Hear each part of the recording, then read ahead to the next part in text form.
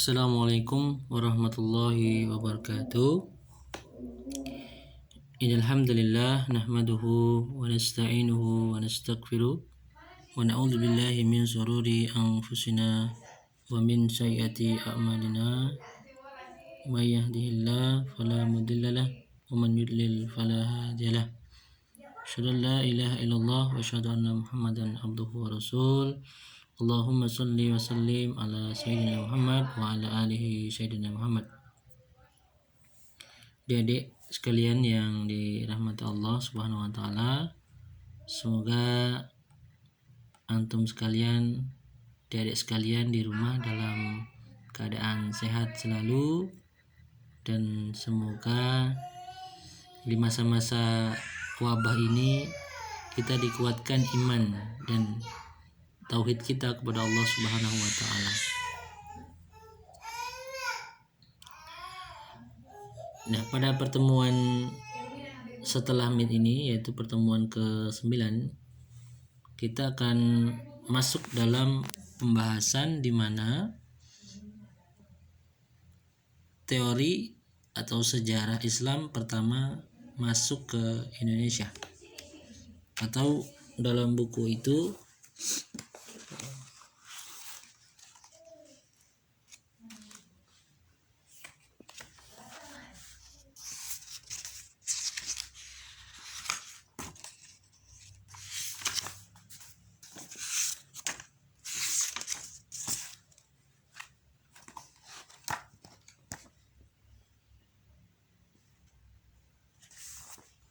Islam di Indonesia pada halaman 140.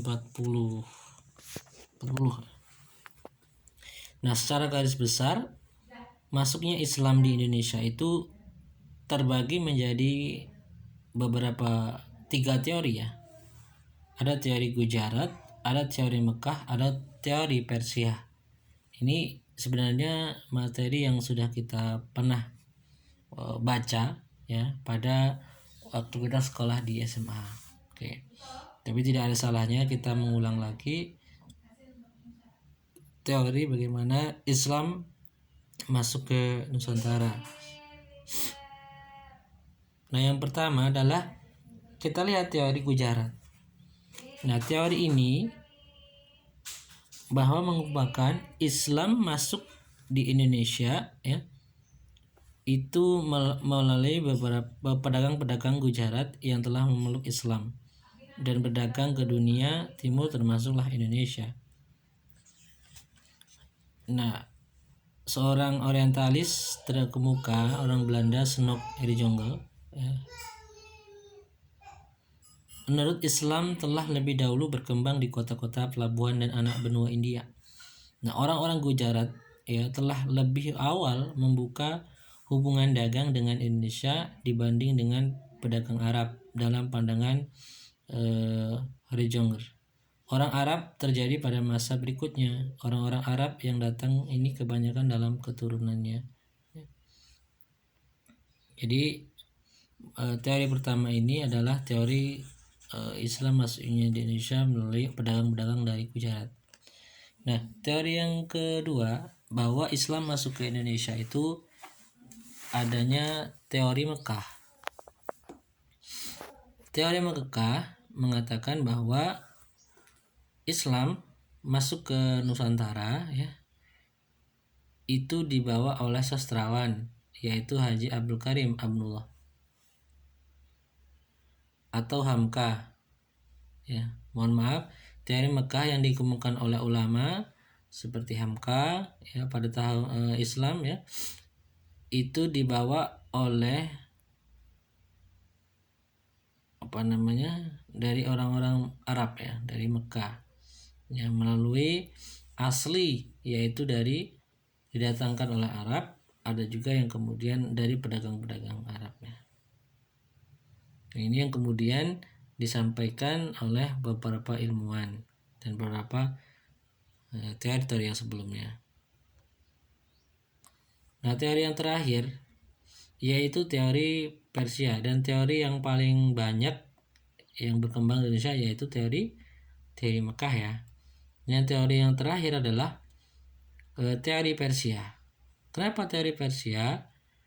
Menurut beberapa ahli, karena kesamaan budaya yang dapat dilihat dari masyarakat Islam Indonesia, seperti peringatan-peringatan pada hari Asyura ya, itu adalah kaum Syiah ya, yang kemudian memperingati kematian Hasan dan Husain ya. Dan kemudian ini berkembang di Sumatera Barat dan juga di Jawa Barat. Tapi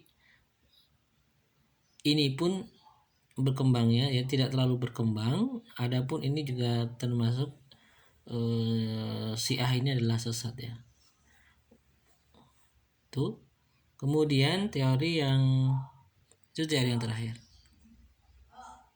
Nah, bagaimana proses penyebaran Islam di Indonesia? Jadi yang pertama tadi ya, kita akan lebih dalam. Yang pertama adalah proses melalui perdagangan. Proses penyebaran agama Islam itu dilakukan oleh para pedagang Muslim yang menetap di kota-kota pelabuhan untuk membentuk perkampungan Muslim. Misalnya kayak di Pekojan ya, Jakarta Barat. Saluran ini merupakan saluran yang dipilih sejak awal sejarah masuknya Islam ke Indonesia. Jadi sebenarnya masing-masing provinsi itu ada ya, perkumpulan Muslimnya ya, ada warga keturunan yang berasal dari Arab. Semarang ada juga, Jambi ada juga, Palembang juga ada. Di Jambi pun juga ada ya, walaupun komunitasnya tidak terlalu besar ya. Nah, kemudian yang kedua adalah proses melalui perkawinan. Jadi proses penyebaran Islam yang kedua adalah proses penyebaran agama Islam itu dilakukan dengan cara menganut Islam sehingga akhirnya pasangan itu ikut menganut Islam. Yang ketiga, proses melalui dakwah. Dan ini adalah proses yang banyak sekali ya, di mana proses penyebaran Islam yang dilakukan dengan cara memberi penerangan tentang agama Islam seperti yang dilakukan oleh Wali Songo dan para ulama-ulama lainnya. Yang keempat, proses melalui pendidikan. Proses ini dilakukan dengan mendirikan pesantren guna memperdalam ajaran-ajaran Islam dalam yang kemudian menyebarkannya. Proses yang kelima, proses melalui seni budaya. Proses penyebaran Islam menggunakan media-media seni budaya seperti pergelaran wayang kulit yang dilakukan oleh Sunan Kalijaga, upacara sekaten misalnya ya, upacara yang untuk memperingati ulang tahun Nabi Muhammad SAW, dan seni sastra. Nah, pada poin pada poin kedua dan ketiga itu memang banyak sekali pada masa-masa awal-awal Islam masuk ya, yaitu di kalau di Jawa adanya kerajaan Demak kan, terus kemudian berlanjut menjadi kerajaan Mataram ya misalnya ya, dan kemudian di Aceh juga seperti itu, yaitu proses melalui perkawinan. Kemudian proses melalui dakwah ya, tentu kita ambil contoh misalnya seperti kerajaan Demak, yaitu dia menyebarkan Islam di seluruh Jawa kecuali di Panarokan dan Bali. Nah, seni budaya tentu sampai sekarang misalnya ya, pada masa-masa Wali Songo itu adanya pergelaran wayang kulit yang kiprahnya dulu serat dengan budaya-budaya agama Hindu, kemudian dicampur dengan dengan Islam gitu kan, dengan corak-corak Islam. Yang pertama, dari kerajaan-kerajaan Islam Indonesia. Jadi kerajaan yang pertama itu yaitu Aceh. Jadi sebelum untuk daerah Sumatera ya, itu kekuasaan Aceh atau kerajaan Samudra Pasai. Nah, kerajaan ini didirikan oleh Sultan Malik Al-Saleh. Letak kerajaan Samudra Pasai sendiri berada di Aceh Utara, tempatnya Kabupaten Lok Sumawe. Nah, kerajaan Samudra Pasai ini dipercaya sebagai kerajaan Islam pertama di Indonesia dalam sejarah Islam. Kerajaan diperkirakan abad ke 12 Masehi. Nah, kalau kita lihat dalam peta itu ya, jadi kekuasaan Aceh itu dari hampir seluruh di Pulau Sumatera ya sampai sampai dari ujung ya, dari Aceh kemudian turun sampai ke Padang, Sumatera Barat, ya kan? Terus kemudian sampailah Jambi. Nah, Palembang sebagian. Dan kemudian Lampung itu masuk ke daerah kekuasaannya Demak.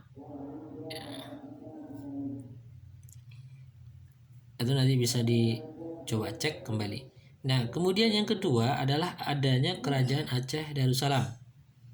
Nah, kerajaan ini berdiri pada tahun 1514 dan didirikan oleh Sultan Malik. Nah, kerajaan ini mencakup daerah bekas kerajaan Samudra Pasai dan Aceh Besar.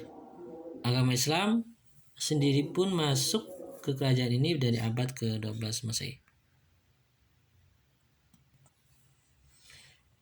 Nah, kalau tadi daerah kekuasaan Aceh ya, dari mana yang sangat besar yang menguasai dari Jambi, Pekanbaru ya, sampai daerah ujung Aceh sampai ke Sumatera, Aceh sampai ke Jambi ya.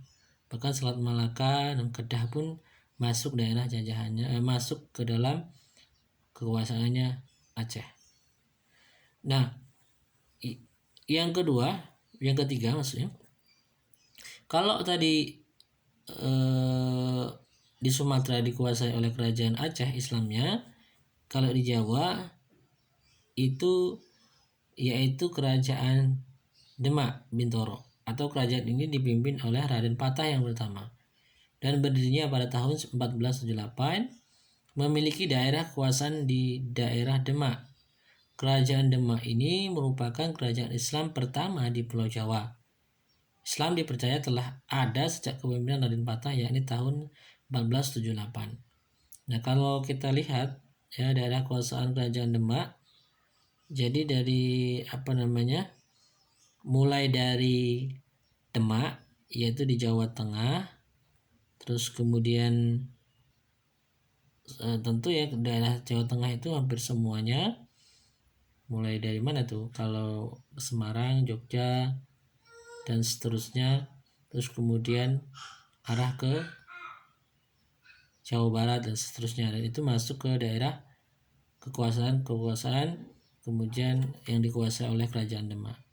Seperti yang saya sampaikan tadi, bahwa yang kemudian tidak bisa dikuasai oleh kerajaan Demak yaitu di daerah Jawa Timur, di daerah Panalokan yang kemudian berseberangan dengan Pulau Badi, dan sampai kemudian kerajaan Demak berakhir, yaitu Bali pun kemudian belum bisa ditaklukkan oleh kerajaan Islam yang ada di Pulau Jawa.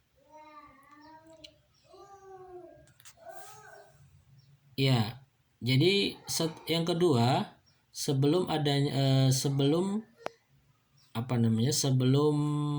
Islam Mataram, ini ada kemudian kerajaan Islam Pajang yang kemudian didirikan oleh sosok yang cukup terkenal ya, yaitu Jagatingkir atau Sultan Hadiwijaya pada tahun 1568.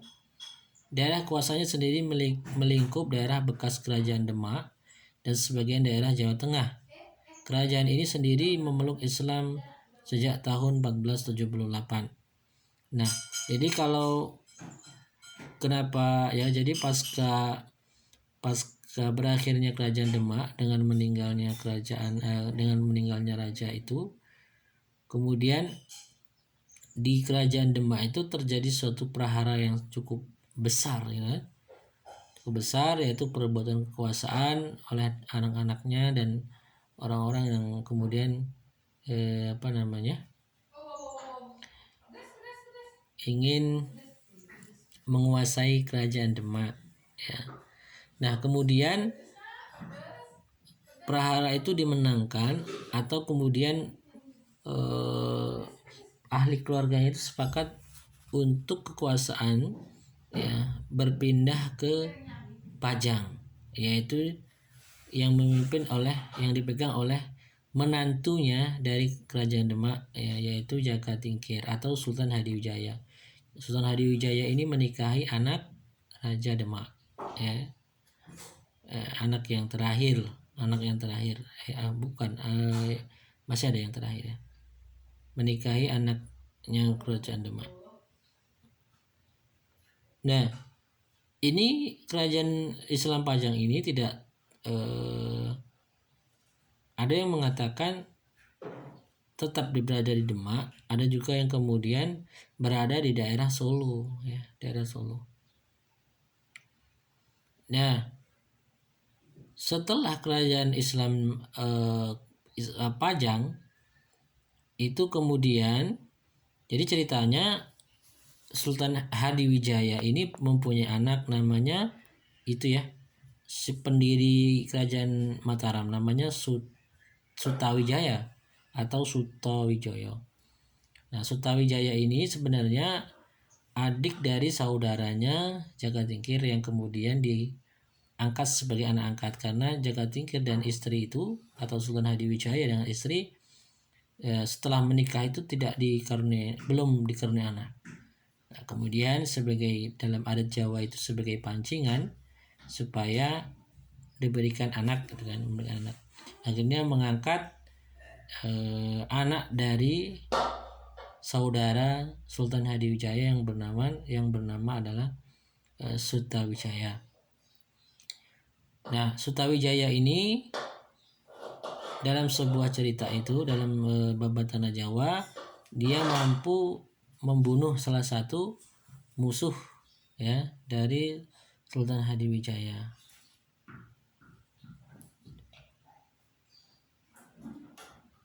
Ya. Dan kemudian Sutawijaya itu diberikan tanah perdikan. Tanah perdikan itu di daerah bekas kerajaan Mataram kuno, yang tepatnya di daerah Jogja ya, sekitaran Jawa Tengah. Nah, tanah perdikan itulah yang kemudian oleh Sutawijaya dibangun sebuah pasar awalnya, terus kemudian menjadi sebuah perkampungan, dan kemudian akhirnya itu menjadi sebuah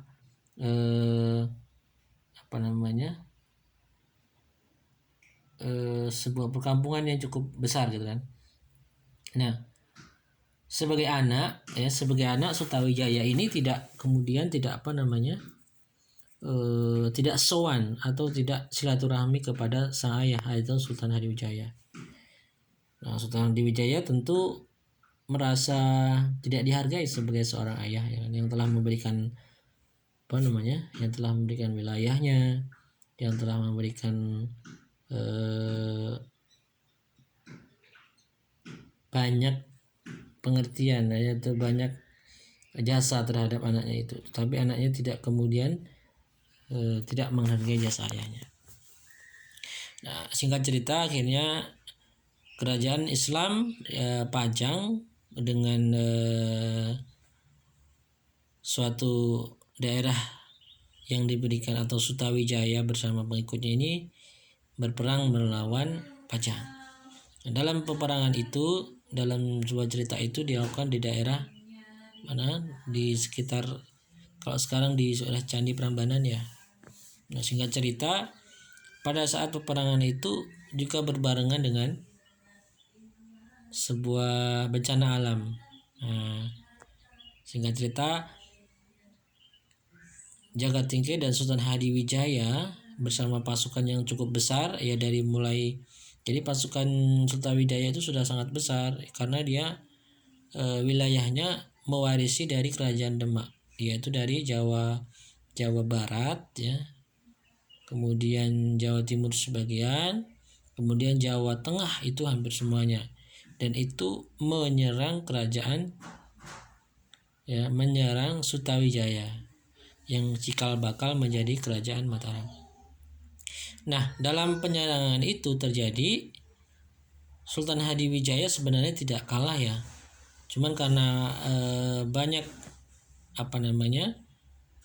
terjadi bencana gunung meletus, akhirnya pasukan akhirnya Sultan Hadiwijaya itu pasukannya kocar-kacir.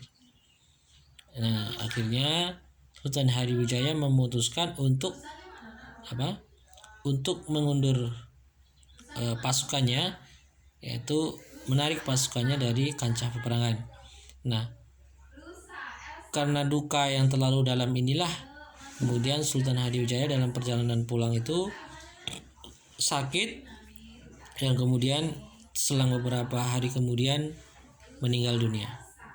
Nah, setelah meninggalnya Sultan Hadiwijaya, daerah kekuasaan yang kemudian dikuasai oleh kerajaan Pajang itu kemudian berangsur-angsur memisahkan diri dan kemudian bergabung bersama kerajaan Islam Mataram yang kemudian didirikan oleh Sutawijaya.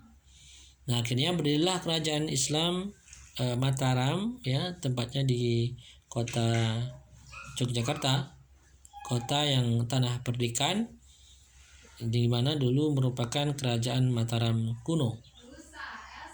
Ya. Kerajaan ini kemudian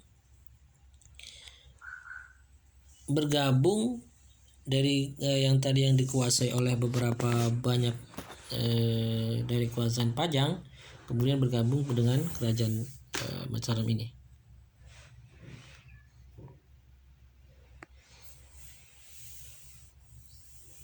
Dan kita pernah melihat bagaimana perlawanan yang dilakukan oleh kerajaan Mataram ya, yang dilakukan oleh Sultan Agung terhadap penjajahan kolonial Belanda. Yang keenam, kerajaan Islam Cirebon.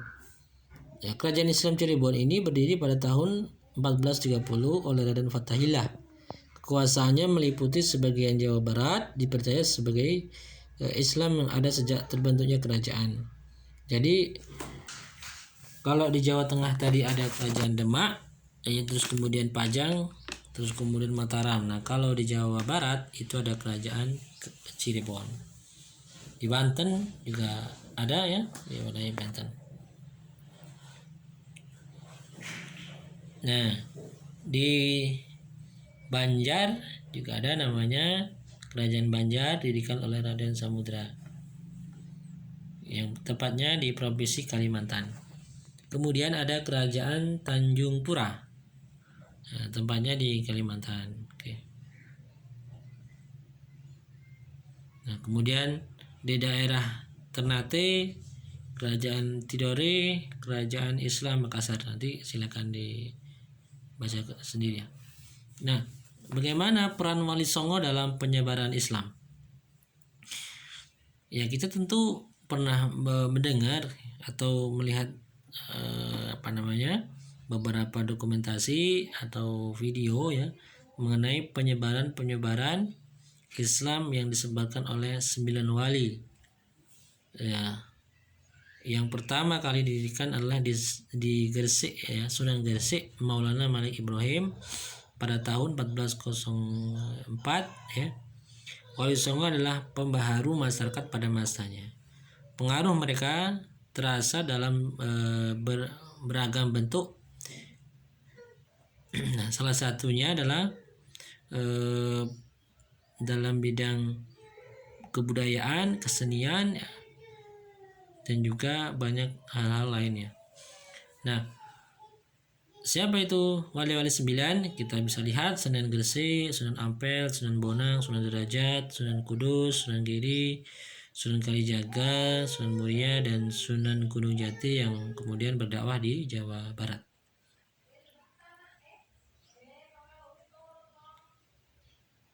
Ya, ini merupakan ini ya.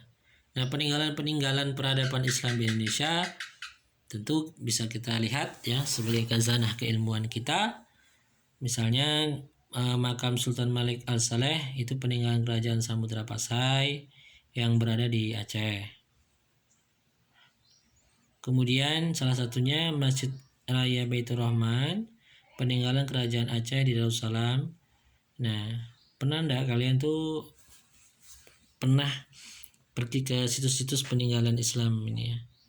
Nah, sebelumnya kan kemarin sebenarnya kita sudah bagi per kelompok ya. Semoga nanti wabah virus ini segera mereda dan sebelum berakhir perkuliahan kita pada UAS nanti kita bisa menyelesaikan tugas-tugas pembuatan video itu. Tapi kalau kondisinya masih seperti ini ya kita pending untuk pembuatan tugas tersebut. Nah, kalau di Masjid Agung Demak ini saya pernah ke sana ya. Jadi peninggalan kerajaan Demak itu di sana masih terjaga dengan baik. Mulai dari tiang-tiang penyangganya yang konon katanya masih dibuat pada masa Wali Songo, kemudian secara persebaran Islam di daerah Demak itu semua terekam di masjid ini dengan baik. Kemudian masjid peninggalan kerajaan Islam Pajang atau tadi ya Sultan Hadiwijaya atau Jagatingkir, masjidnya Laweyan. Kemudian ini merupakan Sastra Gending, serapan serat sastra Gending karya Sultan Agung peninggalan kerajaan Islam Mataram.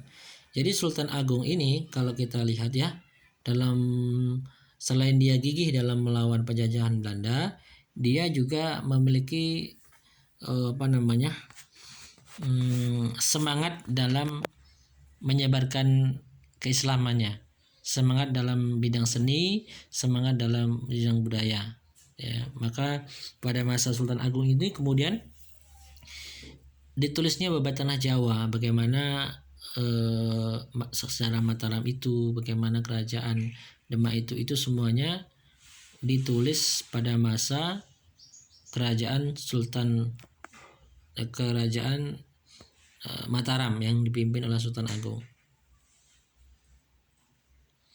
Oke, selanjutnya Masjid Agung Sang Cipta Rasa peninggalan kerajaan Islam Cirebon.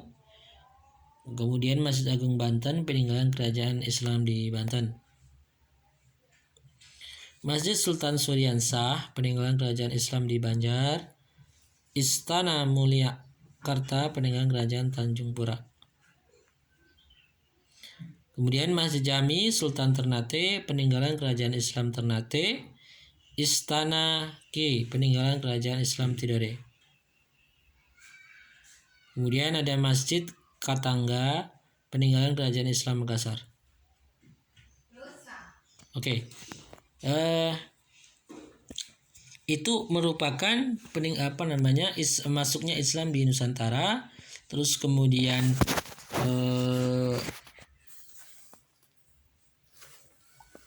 masuk dan kemudian membentuk sebuah kerajaan-kerajaan mulai dari kerajaan Aceh, kemudian kerajaan Demak, ya, kemudian kerajaan Mataram Islam, dan kemudian yang kemudian ada di beberapa provinsi-provinsi lain membentuk suatu kerajaan Islam. Nah, sampailah kemudian masa di mana masuknya penjajah Belanda di Indonesia. Nah, bagaimana peran-peran organisasi Islam sebelum kemerdekaan ya? Jadi 1901 itu ada namanya sebuah perkumpulan Jamiatul Khair. Pendirinya adalah Habib Abu Bakar bin Ali Abu Bakar bin Umar. Aktivitasnya adalah perubahan sistem atau lembaga pendidikan Islam terutama di Jakarta. Tokoh yang dilahirkan yaitu Kiai Haji Ahmad Dahlan atau Agus Salim atau Hos Cokro Aminoto dan juga Hos Cokro Aminoto. 1912 ini adanya Syarikat Islam. Pendirinya adalah Haji Saman Hudi. Aktivitas pada politik dan agama berperan pada perjuangan melawan kolonialisme. Kemudian pada 1923 itu organisasi sebelum merdeka yaitu Persatuan Islam atau PI ya, pendirinya adalah Haji Zamzam dan Muhammad Yunus. aktivitasnya adalah pemurnian akidah yang tidak bercampur dengan adat. Jadi persatuan Islam ini yaitu dia memurnikan Islam yang kemudian berkembang di masyarakat dengan adat istiadatnya ya. Jadi semuanya yang berhubungan dengan tidak ada dalam konteks Islam maka semuanya itu dihilangkan. Nah, kemudian yang paling terkenal adalah Majelis Syura Muslimin atau Masyumi. Pendirinya adalah satu dari 4 serangkai yaitu Mas Mansur dan juga Kiai Haji Ahmad Dahlan. Ini adalah merupakan tokoh atau pendiri Muhammadiyah dan juga pendiri dari Nahdlatul Ulama Kiai Haji Hasyim Asy'ari. Nah, Masyumi ini adalah kumpulan dari beberapa institusi-institusi seperti NU, Muhammadiyah, Persis ya dan lain sebagainya. Nah, yang terakhir adalah 1930 namanya adalah Jama' Al-Khairat. Pendirinya adalah Al-Habib Idrus bin Salim Al-Jufri. Nah, konon Al-Habib Idrus bin Salim Al-Jufri ini makamnya di Jambi seberang ya, yang kemudian sudah kita bagi tugasnya.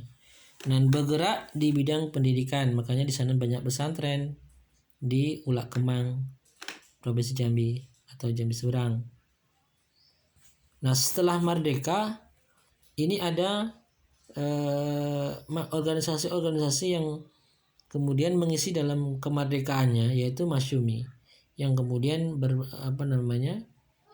masih ikut dalam pemilihan umum kepartaian ya. Nah, kemudian dilanjutkan dengan 1973 pembentukan Partai Persatuan Pembangunan yang itu merupakan gabungan dari NU, PSII dan PERTI. Kemudian ada Partai Bulan Bintang yang sudah kita kenal, yang sudah familiar sekarang ya. Kemudian cikal bakal dari Partai Keadilan Sejahtera atau Partai Keadilan. Kemudian ada Partai Keadilan Bangsa atau PKB ya. Kemudian Partai Persatuan. Ya. Kemudian setelah kemudian dari beberapa partai ini yang sudah kita kenal di dalam pemilihan umum, nah, tentu semakin semakin bebasnya kita, semakin mudahnya kita mengakses informasi dan kemudian banyak para pemuda-pemuda yang belajar ke luar negeri ya. Nah, ini kemudian membawa khazanah keislaman atau khazanah pemahaman baru. Maka muncullah kelompok-kelompok baru dalam dakwah Islamiyah dengan metode yang baru ya, seperti tidak sama dengan kelompok NU dan Muhammadiyah, yaitu Salafi HTI ya Salafi yang kemudian menerapkan sistem yang sangat berbeda dengan NU dan Muhammadiyah. HTI juga seperti itu, kita sudah tahu ya. Kemudian Islam liberal. Nah, Islam ini adalah Islam yang sangat bebas saja gitu kan. Dan ini sebagian ulama sudah mengatakan bahwa Islam liberal ini adalah termasuk sesat. Maka kita jangan sampai tidak tahu aliran-aliran seperti ini. Nah, yang terakhir sebagai sebagai pemahaman lebih lanjut, coba kalian cari dan bentuk kelompok kalian ya, yaitu aliran-aliran pemikiran Islam ya, ini yang sangat berkaitan dengan pemikiran-pemikiran Islam yang berkaitan di Indonesia. Apa itu Khawarij, apa itu Murji'ah, Qadariyah, Jabariyah, Mu'tazilah, Ahlussunnah wal Jamaah, Salafi, Al-Asy'ariyah. Coba kerjakan dalam kelompok, buat PPT-nya, nanti kita bahas bareng-bareng dalam pertemuan-pertemuan selanjutnya. Untuk itu